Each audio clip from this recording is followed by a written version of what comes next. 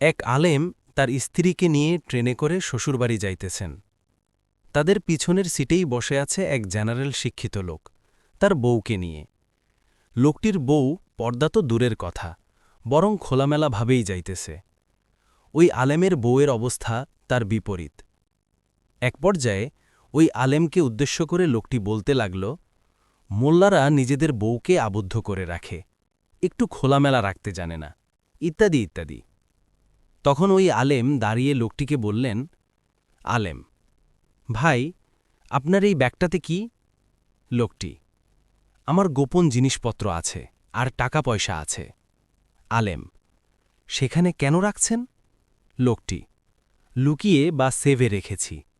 আলেম, আমিও আমার স্ত্রীকে এভাবেই যত্ন করে রেখেছি, যেন কেউ না দেখে।